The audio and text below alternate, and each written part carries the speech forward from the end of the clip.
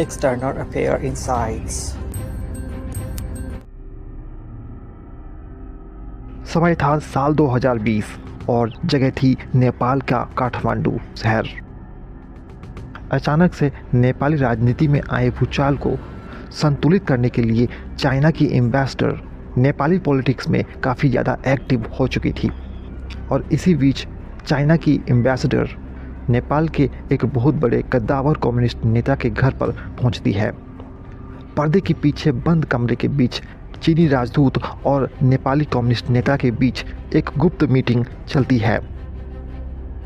परंतु आखिर ऐसा क्या था कि एक विदेशी राजदूत को किसी दूसरे देश के आंतरिक राजनीति में इस प्रकार से हस्तक्षेप करने की आवश्यकता पड़ रही थी?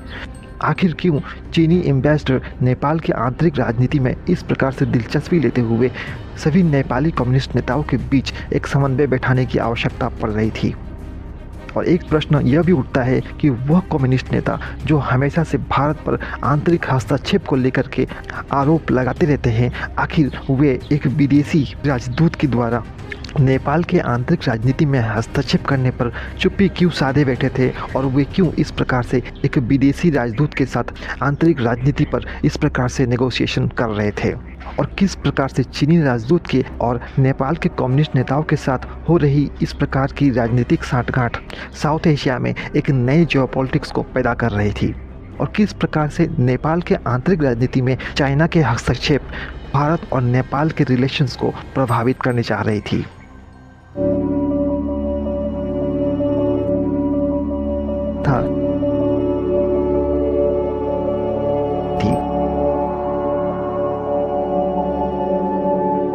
नमस्कार दोस्तों, आप देख रहे हैं एक्सटर्नल अफेयर इनसाइट, जहां पर हम दुनिया में होने वाली अलग अलग जियोपॉलिटिकल इंसिडेंट्स का एक विश्लेषण करके आपके सामने प्रस्तुत करते हैं। इस चैनल पर आने वाली सभी वीडियोस आपके एग्ज़ाम प्रिपरेशन के लिए हेल्पफुल हो सकती है। साथ ही साथ यह इंटरनेशनल रिलेशन और जियोपॉलिटिक्स जैसे इम्पॉर्टेंट टॉपिक्स पर आपकी नॉलेज को एनहांस करने में भी मददगार हो सकती है। तो चैनल पर आप नए हैं तो चैनल को सब्सक्राइब जरूर करें ताकि यहाँ आने वाली सभी लेटेस्ट वीडियोस आप तक सबसे पहले पहुँच सके। तो आइए फोकस करते हैं आज के इस टॉपिक पर। दोस्तों, हमने अपने इसी कड़ी के पिछली वीडियो में इसे समझा था कि किस प्रकार से नेपाल में भारत विरोधी भावनाएं काफ़ी तेज होती जा रही थी, किस प्रकार से चाइना पॉलिटिकल और सोशल लेवल पर जाकर के फंडिंग प्रोवाइड कर रहा था और भारत के खिलाफ एक नैरेटिव बिल्डअप करने का प्रयास कर रहा था। हमने अपने पिछले वीडियो में यह भी समझा था कि भारत और नेपाल के संबंध हिस्टोरिकली काफ़ी अच्छे रहे हैं और किस प्रकार से नेपाल में राजशाही समाप्त हुई थी और वहाँ एक गणतंत्र की स्थापना हुई थी। किस प्रकार से बीते 15 वर्षों में चाइना ने नेपाल की पॉलिटिक्स में इंटरेस्ट लेना शुरू कर दिया और किस प्रकार से चाइना नेपाली कम्युनिस्ट पार्टी को फंडिंग प्रोवाइड कर रही थी और किस प्रकार से नेपाली कम्युनिस्ट पार्टी का नेपाल को लेकर के लॉयल्टी हो या ना हो, परंतु उसकी लॉयल्टी चाइना को लेकर के पड़ चुकी थी। निश्चित तौर पर नेपाल से आने वाली इस प्रकार की खबरें भारत और नेपाली संबंध के लिए बिल्कुल भी ठीक नहीं है। हाल के कई ऐसे मीडिया रिपोर्ट्स में इस बात की खुलासे भी की गई हैं किस प्रकार से आज के समय लोकल लेवल पर कई ऐसे स्मॉल स्केल फैक्ट्रीज़ को चाइनीज़ नेशनल्स द्वारा नेपाल में रन किया जा रहा है और ये स्मॉल स्केल फैक्ट्रीज़ नेपाल के ही कुछ कम्युनिस्ट लीडर्स के सपोर्ट पर रन की जा रही है और इनसे होने वाली प्रॉफिट्स नेपाली पॉलिटिशियंस को ही ट्रांसफ़र की जा रही है।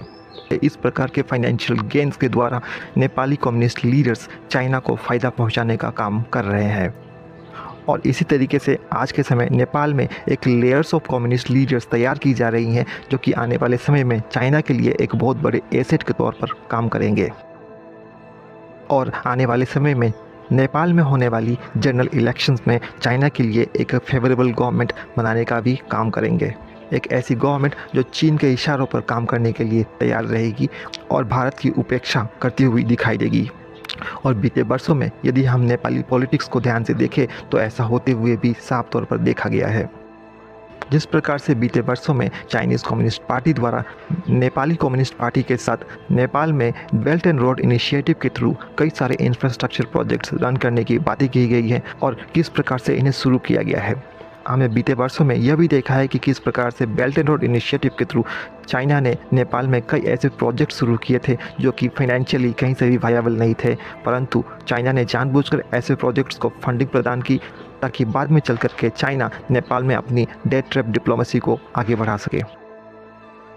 अभी हाल ही में कई स्रोतों से इस बात की भी जानकारी मिली है कि नेपाल में कई सोर्सेज से विदेशी फंडिंग की जा रही थी, जिसका मकसद नेपाल के यूनिक कल्चर में बदलाव लाना, नेपाल में एथीज़म को प्रमोट करना था। ऐसे में जब लगातार नेपाल में इस प्रकार की घटनाएं घटती जा रही है तो ये भारत की सुरक्षा एजेंसियों के लिए एक बहुत बड़ी सिक्योरिटी लैप्स है और भारत की सुरक्षा एजेंसियां कहीं ना कहीं अपने काम को करने में नाकाम रही हैं।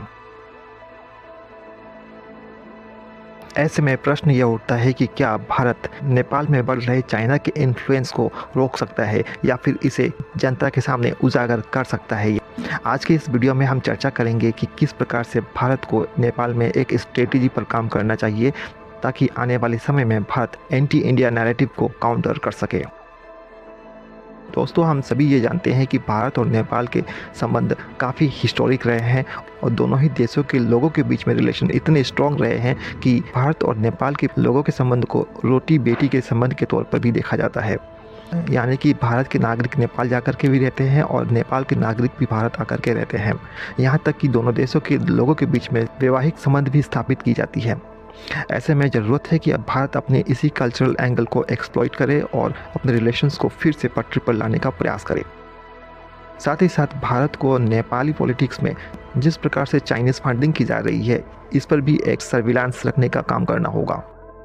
और जिस प्रकार से बीते वर्षों में चाइनीज़ कम्युनिस्ट पार्टी द्वारा नेपाली कम्युनिस्ट लीडर्स को फंडिंग प्रोवाइड की जा रही है, इस प्रकार की घटनाओं को सर्विलांस द्वारा इसकी इंफॉर्मेशंस को इकट्ठा करना और समय रहते ही इसे मीडिया में लीक करने का काम भी करना होगा। और इसीलिए आज के समय भारत को नेपाली कम्युनिस्ट लीडर्स और चाइनीज़ लीडर्स के बीच हो रहे सीक्रेट मीटिंग्स और सौदेबाजी का पूरा इन्फॉर्मेशन इकट्ठा करके मीडिया में लीक करने की भी आवश्यकता होगी। जिस प्रकार से आज के समय फॉरेन फंडिंग्स द्वारा नेपाल के यूनिक कल्चर्स को प्रभावित करने का प्रयास किया जा रहा है और नेपाल में एथीज़म को बढ़ाने तथा एंटी इंडिया नैरेटिव को बढ़ाने का काम किया जा रहा है, इसे भी लोगों तक पहुंचाने का काम करना होगा ताकि जब ये इन्फॉर्मेशन मास लेवल तक लोगों तक पहुंच सके तो वे इस बात को सही तरीके से समझ सके और स्वतंत्र रूप से अपने निर्णय ले सके। हम सभी ये जानते हैं कि नेपाल की जनता काफ़ी स्वाभिमानी है और वे कभी भी नेपाल के आंतरिक राजनीति में विदेशी हस्तक्षेप को बर्दाश्त नहीं करेगी। ऐसे में नेपाली कम्युनिस्ट लीडर्स और चाइनीज़ लीडर्स के बीच हो रहे सौदेबाजी की इन्फॉर्मेशन जब नेपाली जनता तक पहुंचेगी तो वो निश्चित तौर पर इसे समझने का प्रयास करेंगे और वे स्वतंत्र रूप से अपने निर्णय भी ले पाएंगे। यानी कि आने वाले इलेक्शन में वे बिना किसी प्रभाव में आए स्वतंत्र रूप से अपने निर्णय को ले पाने में सक्षम बन पाएंगे। परंतु इसके साथ साथ भारत को नेपाल में अपने सॉफ्ट पावर पर भी और भी काम करने की आवश्यकता होगी। भारत और नेपाली लोगों की संस्कृति काफ़ी हद तक सेम है और भारत को इसे और ज़्यादा प्रमोट करने की आवश्यकता होगी ताकि भारत और नेपाली लोगों के बीच में जो बॉन्डिंग है उसे और स्ट्रॉन्ग किया जा सके।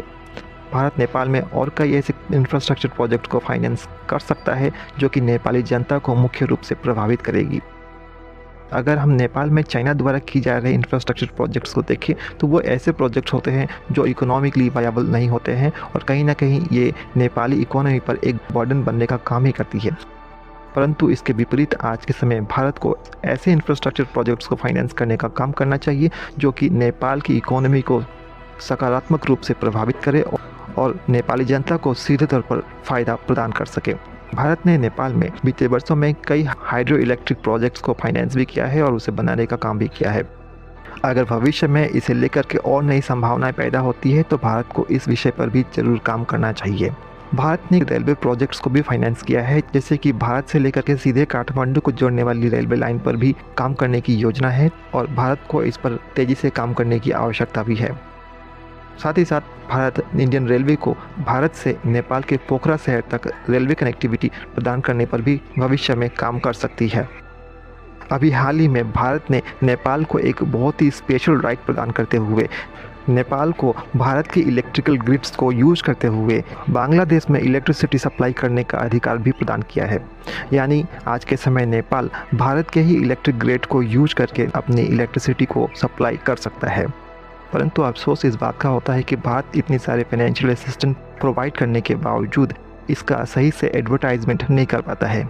आमतौर पर हम देखते हैं कि चाइना जिस प्रकार से विदेशी देशों में अपनी फंडिंग्स प्रोवाइड करता है, उससे कहीं ज़्यादा एफर्ट्स वह अपने इन फंडिंग्स को एडवर्टाइज़ करने में लगाता है, ताकि इसके द्वारा ये इन्फॉर्मेशन सीधा वहाँ की जनता तक पहुँच सके और वहाँ की जनता में वह अपने लिए एक गुडविल जनरेट कर सके। परंतु कहीं ना कहीं भारत इसे करने में विफल रहा है और इसका प्राइम एग्जाम्पल हम बांग्लादेश और श्रीलंका में देख सकते हैं। भारत ने बांग्लादेश और श्रीलंका में भी कई प्रकार के असिस्टेंस प्रोवाइड की, परंतु आज का सिचुएशन ये है कि बांग्लादेश में आज एंटी इंडिया सेंटिमेंट्स अपने पीक पर पहुंच चुकी है। ऐसे में समय रहते ही भारत को नेपाल में अपने स्ट्रेटजी को बदलने का काम करना होगा।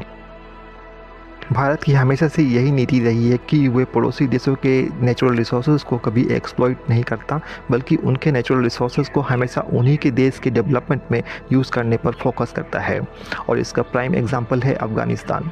बीते वर्षों में जिस प्रकार से हमने अफ़गानिस्तान में हाइड्रो इलेक्ट्रिकल डैम हो, एजुकेशन इंस्टीट्यूशंस हो, रोड इंफ्रास्ट्रक्चर प्रोजेक्ट्स हो, वहाँ का पार्लियामेंट बनाना हो, इन सभी पर इंडिया ने काफ़ी काम किया है। और इसका नतीजा ये देखने को मिला कि आज के समय अफ़गानिस्तान में भारत को लेकर के एक बहुत पॉजिटिव सेंटिमेंट्स है। और इसीलिए आज के समय ये ज़रूरत है कि भारत अपने इस स्ट्रेटजी को नेपाल में भी लागू करे। हालांकि इन सभी के बावजूद ये कहना भारत और नेपाल के रिलेशन एकदम से सुधर जाएंगे और नेपाल में चाइना का इन्फ्लुएंस काफ़ी हद तक कम हो जाएगा, यह कहना बेमानी होगी, क्योंकि चाइना ने नेपाल में अपनी कार्यों को लगातार 15 सालों से काम कर रहा था और जिसके रिजल्ट्स अब दिखाई दे रहे हैं। ऐसे में नेपाल में चाइना के प्रोपेगेंडा को काउंटर करने में भारत को समय लग सकता है। बाकी आपका इस मुद्दे पर क्या मानना है? आपको क्या लगता है कि भारत को नेपाल में चाइना के नैरेटिव को काउंटर करने के लिए कौन से मेजर्स लेने चाहिए और कौन सी स्ट्रेटजी पर काम करना चाहिए? क्या आपको ऐसा लगता है कि आने वाले समय में नेपाल में चाइना का इन्फ्लुएंस कम हो पाएगा, या फिर आने वाले समय में नेपाल चाइना के पक्ष में ही जाता हुआ ज़्यादा दिखाई देगा? बताइएगा ज़रूर कमेंट बॉक्स में। हमें आपके विचार जानने का हमेशा से उत्सुकता रहती है। आज के इस विश्लेषण में हम यही विराम लगाना चाहेंगे। आशा करते हैं कि आपको हमारा ये विश्लेषण पसंद आया होगा। अगर हमारी ये विश्लेषण आपको पसंद आते हैं तो आप हमारे चैनल को सब्सक्राइब जरूर करें और वीडियो को लाइक और शेयर करना भी ना भूलें। और हाँ, यदि आपके कोई सुझाव हो या फिर ऐसे कोई टॉपिक्स हो जिस पे हमें विश्लेषण करनी चाहिए तो आप हमें कमेंट बॉक्स में बता सकते हैं। अंत तक जुड़ने के लिए बहुत बहुत धन्यवाद। जय हिंद, जय भारत।